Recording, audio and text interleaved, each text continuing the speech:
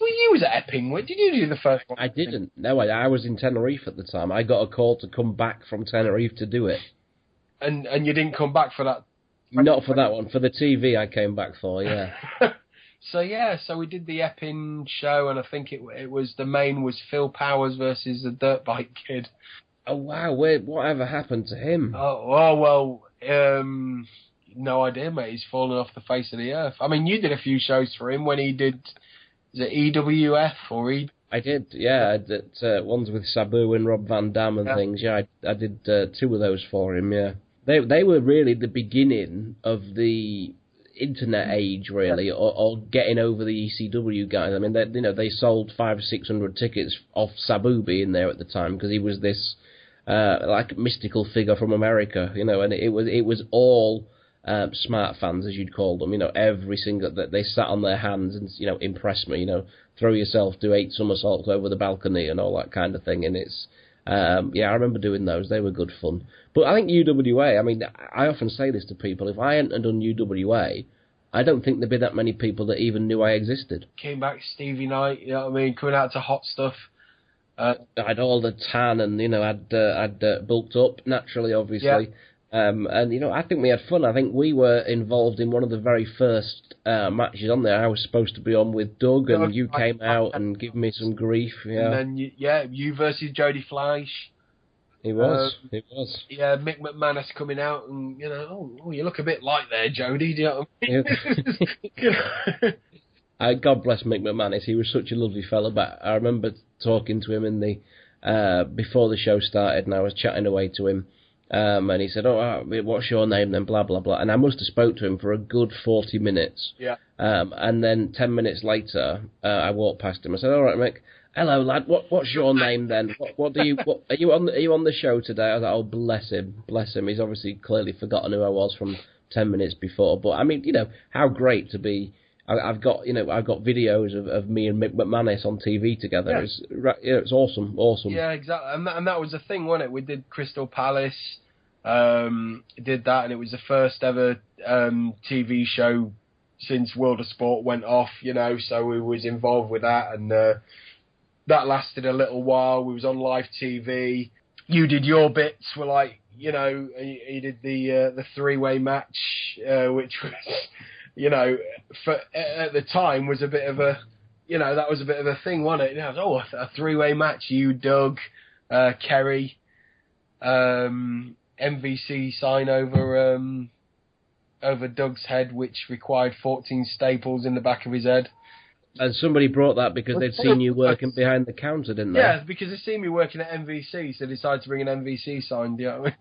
And then it got busted over Doug's head, and Doug, I remember being on the coach, because he was on, you lot was on the coach. I remember travelling up with Paul Martin in his Porsche. Oh, nice. Yeah. You always have this knack, which we'll talk about, of getting in with people. Well, I think getting in with people or making people hate you. I'm not sure which yet. Oh, well, it works both ways. When I get in with people, the other people hate me for it, so... That's there's a lot of jealousy in the job, definitely. So we did UWA, and, that folded. Then we did UCW. Do you remember UCW? Did one yeah, because Andrew Martin, bless him, he signed me to a contract. He signed a few of the boys to a contract to work exclusively for UWA. I think there was like 7 of us, wasn't there? Yeah.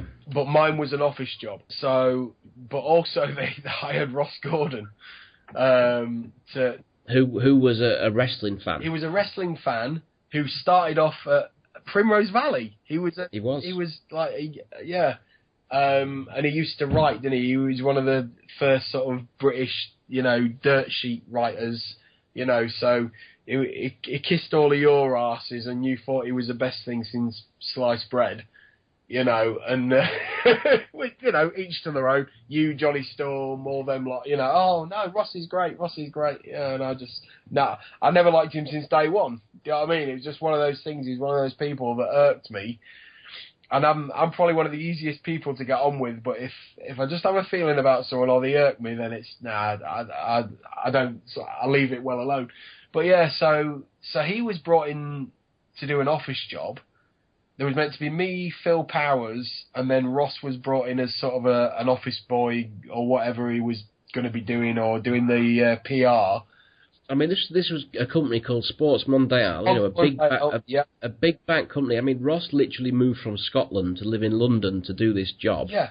And said, there you go, we're going to put these shows on, you've got this much money to spend. And I remember just getting money coming in for doing nothing, and then doing the shows and getting £800 for the show. It was absolutely mental. But the thing is, it was originally going to be UWA, and the first day we was going into the office. The weekend prior to that, the Saturday, Johnny Storm come down to Chichester, and he said, "Mate, come along to this FWA show."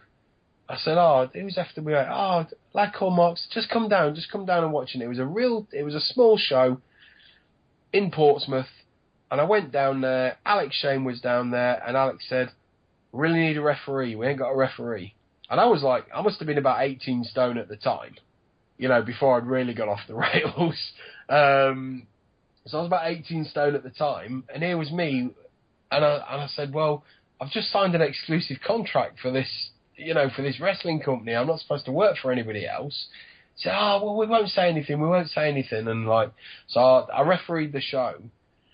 But then I thought, I know what the wrestling business is like. The UKFF was a hot commodity at the time, do you know what I mean? So it was a matter of time before somebody put their, and Steve Lynskey refereeing. So I phoned up Andrew Martin on the Sunday. I said, "Listen, Andrew," I said, "I'll tell you now before it gets out or anybody else says anything." I said, "I refereed a show, for FWA last night, da-da-da-da." He says, well, we need to talk about this on Monday because you'd signed an exclusive contract. They were paying me an office wage, etc., blah, blah, blah.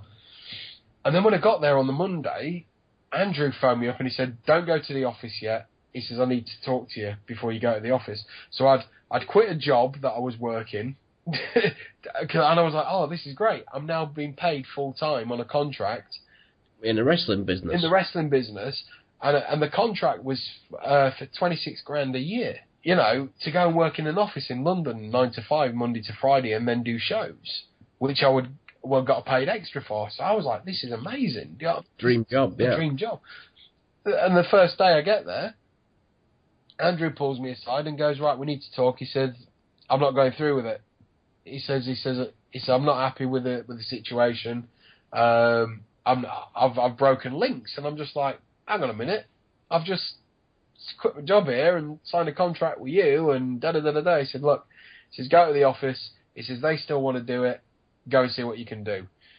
So in I stroll, me, Phil Powers, and Ross Gordon was down there as well. So we go in with this guy, this big burly, Cockney fella, who looked proper like, he proper would have fitted in with the craze, do you know what I mean?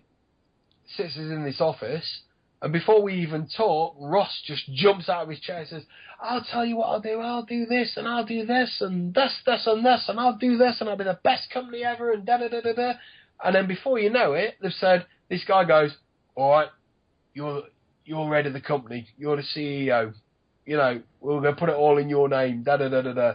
And I'm just, I look at Phil. Phil looks at me. I'm going, what the fuck's just happened here? Do you know what I mean? I mean, basically to say they did one show, two shows. Two, yeah. And then obviously Ross eventually made his way back up to Scotland, and UCW was never more. But Ross tried to pull a flanker on me because I was getting paid. I was only 2 months into it, but it ended up with going into this office every day, travelling from Chichester up to London every day, going into this office, and all I ended up doing was going and buying bloody tickets so they could tout them.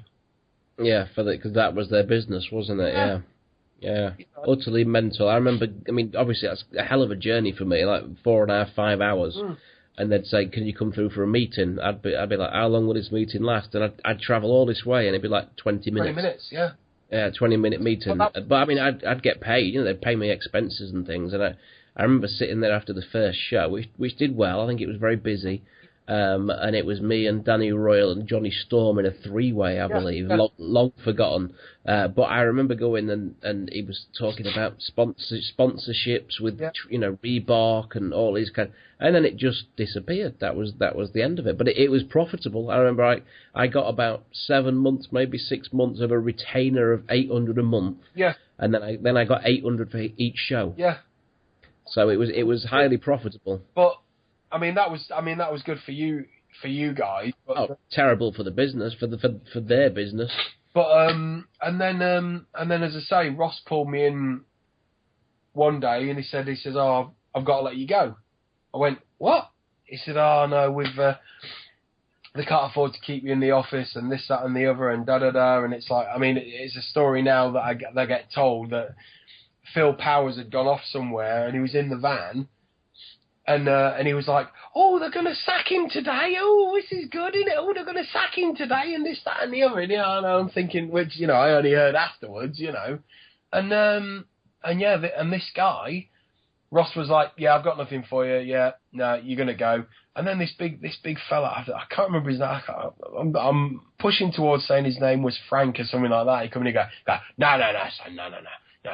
Listen, you're not going to be working in the office anymore, but you are still going to be involved. We're going to give you the shows." He says, "You won't be under contract, but we'll pay you per show." I'm like, "Okay, fair enough." So like, you lads got your retainers, but then I just got paid during the show.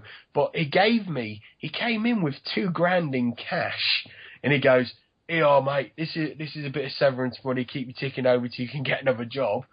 And then at the end of the month, I got another two months worth of salary. Do you know what I mean? And then that was it. So I didn't sort of lose anything, but I just said I had to go back working a proper job. But Ross was like, "Oh," I said, "Ross," I said, "you could have told me this over the phone." Do you know what I mean? And he's like, "Oh, no. He says, I'm a professional and I wanted to bring it face to face." Yeah, you just wanted to gloat, mate, didn't you? You wanted to bring me in the office. Do you know what I mean? And I said, I really hated the guy. I really did. Do you know what I mean? But, again, he got told to move back up to Scotland. Yes, he did get another story. But again, he brought in Kenny McBride. So his friend. Brought his friend in, Kenny McBride, who then was told he had to go out to Yugoslavia to pick up some tickets, or Czechoslovakia is one of the two. And then he bottled it, and they gave him a shed load of cash. He jumped on a train and went up to Edinburgh, but by the time he jumped on the train, they knew where he were, and they had 3 thugs waiting for him at Edinburgh, getting off the train to get this money back. It's a dodgy business, because we say, and then Ross Gordon was told to move back to Scotland, wasn't he? So it was, all very, very interesting. But it all died a death, and another one of the things, this is where, at this point, my wrestling was, I was like the best I'd been. I looked good, I was moving well, but all these things of, this is the next big thing, it totally killed my enthusiasm completely. Well, I think it did for us all, really. I mean, we did all the UWA stuff, so we thought the TV was going to go. Then that fell through, and then this UCW thing, and then that fell through. Do you know what I mean? And it's like, I'll say to guys now, because I'll still get people coming up, "Oh, we're going to be the next big thing, and we've got TV lined up, and we've got this, and we've got that." I say, "You're not telling me anything that I haven't heard over the last 20 years that I've been a part of." Mm-hmm. I mean, and then when you think about it, you think, hang on a minute, I've been involved with every one of these things, and they've all gone down the toilet. Do you know what I mean? I'm a jinx. I think the worst one, do you remember the Wrestle Express? Yeah, that never even got off the ground, though. That never even had a show, did it? That was that. I just got a call from Ryan Aaron Hewson.